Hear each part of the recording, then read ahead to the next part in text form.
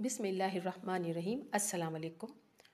قطر دنیا کا امیر ترین ملک، اور یہ ملک آج سے 52 سال پہلے دنیا کے غریب ترین ملکوں میں شمار ہوتا تھا۔ یہ ایک جزیرہ نما اسلامی ملک ہے۔ یہ ملک کیسے اتنی غربت سے امیر ترین ملک بن گیا؟ قطر کے مشہور مقامات کون کون سے ہیں؟ قطر کا ویزا کیسے لگوایا جا سکتا ہے؟ قطر کی تاریخ کیا ہے؟ فیفا ورلڈ کپ میں کیسے کامیابی حاصل کی؟ اور بہت سے ایسے حقائق جو آپ کے لیے بالکل نئے ہوں گے۔ اسی طرح قطری شہزادے، کون پاکستانی ہے جو قطری شہزادوں سے واقف نہیں؟ اور یہ قطری شہزادے پاکستان میں کون سے پرندوں کا خاص شکار کرنے کے لیے آتے تھے؟ ویڈیو بہت دلچسپ اور حیرت انگیز ہے۔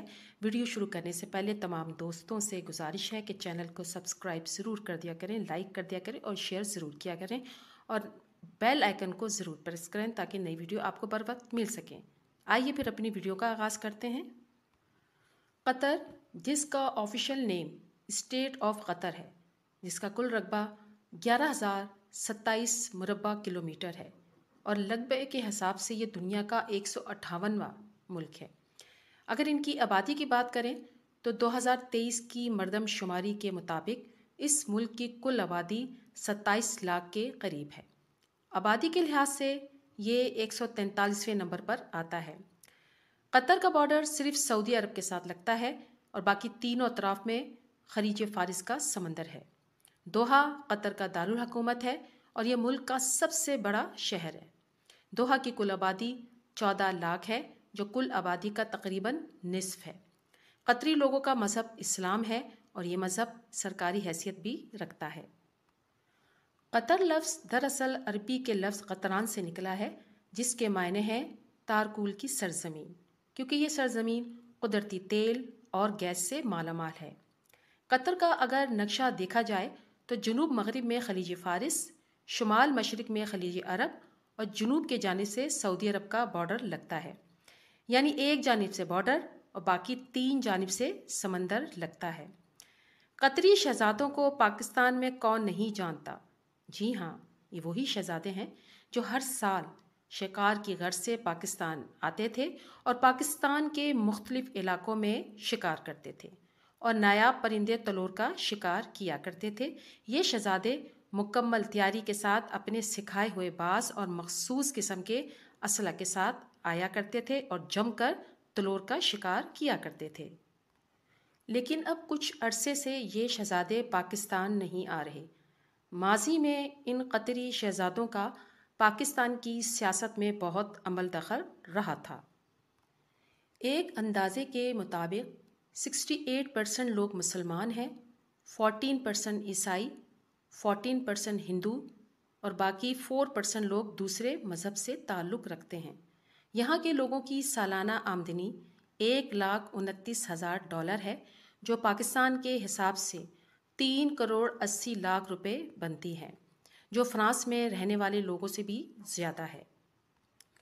ملک کے موجودہ بادشاہ شیخ تمیم بن حمد ثانی ہیں، جو 1980 میں پیدا ہوئے اور 2013 سے حکومت چلا رہے ہیں۔ قطر میں حمد انٹرنیشنل ایئرپورٹ کے نام سے ایک ایئرپورٹ تعمیر کیا گیا ہے جو دوحہ میں موجود ہے، اور یہ ایئرپورٹ دنیا کے خوبصورت ترین ایئرپورٹ میں شمار ہوتا ہے، جو ہر سال 50 ملین مسافروں کو ہینڈل کرنے کی صلاحیت رکھتا ہے، اور سائز کے لحاظ سے یہ دنیا کا 9واں بڑا ایئرپورٹ ہے۔ آئل اور گیس اس ملک کی معیشت چلانے کا اہم ذریعہ ہے۔ دوسرے عرب ملکوں کی طرح یہاں بھی بہت گرمی پڑتی ہے اور یہ ملک انتہائی خوبصورت اور ترقی یافتہ ہے۔ اگر ہم بات کریں فیفا ورلڈ کپ کی، فیفا ورلڈ کپ اپنے ملک میں کروانا قطر کے لیے ایک بہت بڑی کامیابی تھی، تو آج تک کوئی عرب ملک نہیں کروا سکا۔ قطر نے ورلڈ کپ میں جو اسلام اور عرب کی نمائندگی کی وہ انتہائی قابل تعریف تھی۔ اس ورلڈ کپ میں بہت سے حیرت انگیز مناظر دیکھنے کو ملے جن کا ذکر کرنا انتہائی ضروری ہے۔ عام طور پر ہم دیکھتے ہیں کہ دنیا کے کسی بھی بڑے ایونٹ کے لیے ڈانسرز کو بلایا جاتا ہے، لیکن یہاں قطر نے اپنی تقریبات کا آغاز کس طرح کیا جسے سن کر آپ بہت حیرت انگیز ہو جائیں گے۔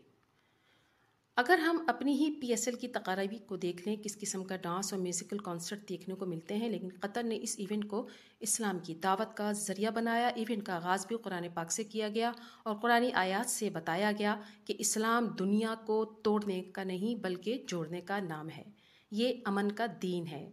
کسی سنگر ایکٹر کے بجائے خاص طور پر ڈاکٹر ذاکر نائک کو بلایا گیا، جو غیر مسلموں کو اپنے دلائل اور علم سے اسلام کی طرف مائل کرتے ہیں۔ قرآن کی تلاوت سے اسٹیڈیم میں اس کا آغاز کیا گیا۔ تاریخ میں پہلی بار ایسا ہوا کہ فٹ بال کا ورلڈ کپ ہو رہا ہو اور شرح پر پابندی ہو اور کسی بھی قسم کا بیہودہ لباس پہننے کی اجازت نہیں تھی۔ ایک حیران کن چیز اور تھی، جب میچ ختم ہوا تو سب ملکوں کے لوگ اسٹیڈیم سے چلے جاتے تھے، لیکن جاپانی لوگ تمام پورا کچرا اٹھا کر سائڈ پہ رکھ دیا کرتے تھے۔ پوچھا گیا، آپ کیمرے میں آنے کے لیے سب کر رہے ہیں؟ انہوں نے کہا نہیں، یہ ہمارا کلچر ہے۔ اس ورلڈ کپ سے قطر نے بہت پیسہ کمایا۔ ایک اندازے کے مطابق اس فیفا ورلڈ کپ سے $1314 ملین کمایا گیا، جو فیفا ورلڈ کپ کی تاریخ کی سب سے زیادہ انکم تھی۔ اگر ہم کرنسی کی بات کریں تو ایک قطری ریال پاکستانی 75 روپے کے برابر ہے اور انڈین 23 روپے کے برابر ہیں۔ اب میں آپ کو کچھ سال پیچھے 1971 میں لے کر جا رہی ہوں۔ یہ بات سن کر آپ حیران ہوں گے کہ قطر 1971 میں ایک انتہائی غریب ترین ملک تھا، اور یہ ملک 1971 سے پہلے تک برطانیہ کے قبضے میں تھا، جہاں کے لوگ مچھلیاں پکڑ کر اپنا گزر بسر کیا کرتے تھے۔ برطانیہ نے جتنے بھی علاقوں میں قبضے کیے تھے، ان میں سب سے زیادہ غریب ترین علاقہ یہی تھا۔ یہ علاقہ اتنا گرم تھا جہاں 50 سینٹی گریڈ سے بھی زیادہ گرمی پڑتی رہتی تھی اور انسانوں کے لیے رہنا بہت مشکل تھا۔ لیکن آج یہ دنیا کا امیر ترین ملک کیسے بن گیا، جو صرف 52 سال پہلے دنیا کا غریب ترین ملکوں میں شمار ہوتا تھا، اور آج وہ اتنا امیر ہے کہ فرانس جرمنی کو بھی پیچھے چھوڑ دیا ہے۔ پاکستان اور دوسرے ممالک بھی انگریزوں کے قبضے میں تھے، لیکن ہم نے آزادی تو حاصل کر لی، پر آج بھی ہم وہیں کھڑے ہیں۔ قطر اور دبئی اور سعودیہ جیسے ملکوں نے آزاد ہونے کے بعد ترقی کی اتنی رفتار پکڑی کہ ہم 100 سال میں بھی اتنی ترقی تک نہیں پہنچ پائے۔ یہ ملک 3 ستمبر 1971 میں برطانیہ سے آزاد ہوا۔ ہر جگہ غریبی تھی، 2 وقت تک کا کھانا بھی مشکل سے ملتا تھا۔ امیری کیا ہوتی ہے، لوگوں کو اس کے بارے میں کوئی اندازہ نہیں تھا۔ اس کے بعد انہوں نے مچھلی کے ساتھ ساتھ موتیوں کا کاروبار بھی شروع کر دیا۔ سمندر سے موتی ڈھونڈ کر دوسرے ملکوں میں ایکسپورٹ کرنا شروع کر دیا۔ تیل 1950 میں دریافت کر لیا گیا تھا، پر اس بارے میں لوگ زیادہ نہیں جانتے تھے۔ 1971 میں آزادی کے بعد عبداللہ بن جاسم کو قطر کا بادشاہ نامزد کر دیا گیا۔ اس کے بعد قطر نے اپنے کچھ لوگوں کو باہر دوسرے ملکوں میں بھیجا تاکہ پیسہ کما کے قطر میں بھیجیں۔ آج کے دور میں قطر روس اور ایران کے بعد گیس پیدا کرنے والا تیسرا بڑا ملک ہے۔ قطر نے اپنے ملک میں بھی گیس اور تیل نکالنے کا کام شروع کر دیا، اور دوسرے ملکوں کی نسبت اس کی لاگت بھی کم آ رہی تھی۔ اس طرح پوری دنیا نے قطر سے گیس اور تیل لینا شروع کر دیا، اور آہستہ آہستہ پیسہ قطر میں آنا شروع ہو گیا۔ مچھلی کے کام کو لوگوں نے چھوڑ دیا اور تیل اور گیس کی طرف اپنا رخ کر لیا۔ سب سے اچھی چیز یہاں پر یہ تھی کہ ملک کے بادشاہ نے کرپشن کے بجائے تمام پیسہ ملک کی ترقی پہ لگانا شروع کر دیا۔ لوگوں کو پکے گھر، پکی سڑکیں اور کھانے کی بہترین اشیاء فراہم کی گئیں۔ آج کی ٹائم میں روزانہ 6 لاکھ بیرل آئل نکالا جا رہا ہے۔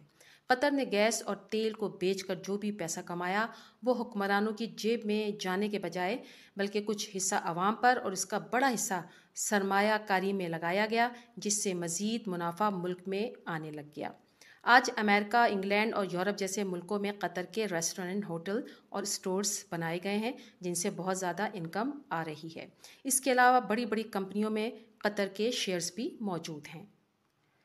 انویسٹمنٹ کے لحاظ سے قطر دنیا کا 4تھا بڑا ملک ہے، اور اگر آنے والے وقت میں قطر کے پاس آئل اور گیس کے سٹاکس ختم بھی ہو جائیں، تب بھی قطر کو غریبی کا سامنا نہیں کرنا پڑے گا۔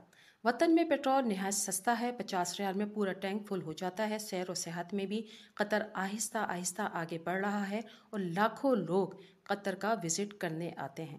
یہاں بہت زیادہ لگژری ہوٹل، ریسٹورنٹس موجود ہیں۔ قطری ہوٹلوں کا کرایہ لاکھوں میں ہے۔ قطر نے تعلیم پر بھی بہت زیادہ توجہ دینا شروع کر دیے ہیں۔ یہاں پر ایک انٹرنیشنل یونیورسٹی بھی موجود ہے۔ اب ہم بات کرتے ہیں قطر کے مشہور جگہوں کی جہاں پر لاکھوں لوگ وزٹ کرنے کے لیے آتے ہیں۔